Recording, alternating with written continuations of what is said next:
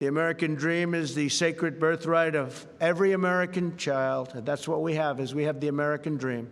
And nobody's going to shatter the American dream, not the anarchists, not the agitators, not the fools, not the looters. They're not going to have any impact on the national dream like no other. Strong statement there from President Trump. We are now going to bring in Donald Trump Jr., Executive Vice President of the Trump Organization and President Trump's son. Don, welcome to the show, as always. So you see there a strong message from President Trump to the agitators, to the looters, not standing for what so many mayors, unfortunately, and governors around the country have stood for. So what do you make of his strong statement and his executive order? Listen, I think it's really important for people to hear that. I think people have to see it. You see what's happening now. They arrested the ringleader of one of these monuments. They're starting to arrest people that are desecrating public property. This is not stuff that would be allowed to go on, and it shouldn't be by anyone. So him stepping up and doing that when governors or these leftist mayors who have allowed this stuff to happen in their cities, when they won't step up, someone else has to. Someone has to be held accountable. I don't want CHOP and those kind of zones coming into my backyard. And that's what the left is trying to do. They want that to take over the rest of America. They don't want rule of law. And that would be Joe Biden's America. Well, Don, I have news for you. If you're living in New York, and I believe you are, they're here. That Occupy movement is right across from City Hall, and they've already defiled a lot of it, and there's graffiti everywhere. And it was embraced by this mayor. And across from Trump Tower, they're putting Black Lives Matter if this mayor has his way in the street. What's your reaction to the mayor, this provocation with those words? Well, listen, I think, he's obviously been a total disaster. He's done a terrible job handling anything as it relates to New York. Honestly, that was the case prior to COVID. COVID just highlighted his gross incompetence, really. So you see what's going on. I mean, they're almost encouraging this kind of behavior, and that's the problem. This can't go on. We don't want it to spread beyond that. This is perhaps the reason why you're seeing these spikes, because you can't go to work, Brian. You can't go to church.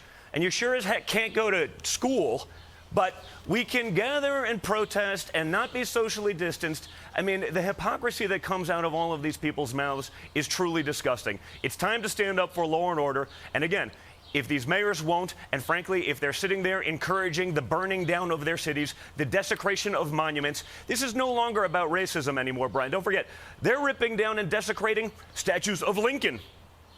I'm not unsure how that works. Grant, they're desecrating World War II monuments dedicated to black soldiers who fought for America.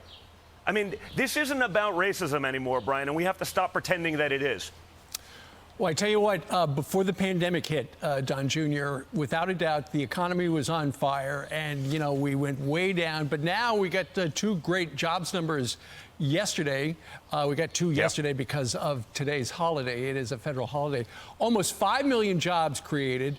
The unemployment rate dropped about 2%, and the labor participation rate now at 61.5%. It was the largest one-month job gain in history. And of course, the president, in comments from the White House yesterday, made it very clear we're coming back. The big question is, how far will we come back by the first Tuesday in November? Listen, I think the reality is, we're going to make a strong comeback. The fundamentals of Donald Trump's economy, the economy that Donald Trump created, where there was not a single economic metric where we were not significantly better off than before. He did that under unprecedented incoming, with unprecedented resistance from the left, under impeachment, Russia hoaxes, everything, and he was still able to pull it off because he is a business guy. He knows how to build. He is the guy that can bring us back. Will all of that come back by November 3rd? I don't think so, but you have to look at the record. You have to look at the one guy that actually did what he said he was going to do as it relates to the economy. Remember, Barack Obama said, "Oh, Donald, there's no magic wand for that." Well, abracadabra, there is. We need a real leader who can bring this economy back, who can regain and reset the goals and the records that he broke with the economy before. Not Joe Biden, okay, who sat in Washington, D.C. as a career swamp creature bureaucrat. You cannot name a single accomplishment of his. If he knew how to fix all of the things he's talking about now, if he knew how to fix racial issues in America, if he knew how to fix the economy, if he could deal with China, which Donald Trump also did for the first time in modern American history and got a trade deal done with them so they stopped taking advantage of us, if Joe Biden could do any of those things, why didn't he tell Obama? Why didn't he do any of them? One single one, other than help grow China in the first 50 years of his Washington, D.C. career. Guys, give me a break. This is the epitome of the swamp. It's Donald Trump versus Joe Biden, is the swamp versus liberty. This election is critical. Right. You see what's going on. It's the election between freedom and socialism, Don? between law and disrule. Famously, your dad revamped his election team and went on an incredible roll and then won the presidency. Brought in Steve Bannon, Kellyanne Conway, Dave Bossie, and others. Do you think your dad's team needs a revamp now in order to pull off the same victory?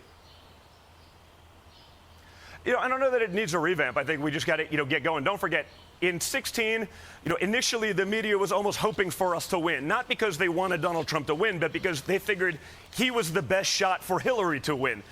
It's a little different now. We don't have that element of surprise. They see us, they know that we're real, they know that we're a threat, and the media has stopped functioning as journalists. They're not journalists. They are activists. They are purely left-wing activists doing whatever they can to destroy Donald Trump. You saw that during the first 4 years as they're pushing all the hoaxes, all the uncorroborated things, when Donald Trump's breaking every record as it relates to the economy. But no despite personnel changes with your resistance, team? They are still going 96% negative coverage. So I think our team is great. We've got to get in the swing, but we got to recognize what we are up against, and we've got to recognize the billions of dollars in free cover-ups that the media is going to give to cover up Joe Biden's, frankly, gross incompetence, his terrible decisions on these issues over the decades, his terrible racial record, his terrible economic record building up China.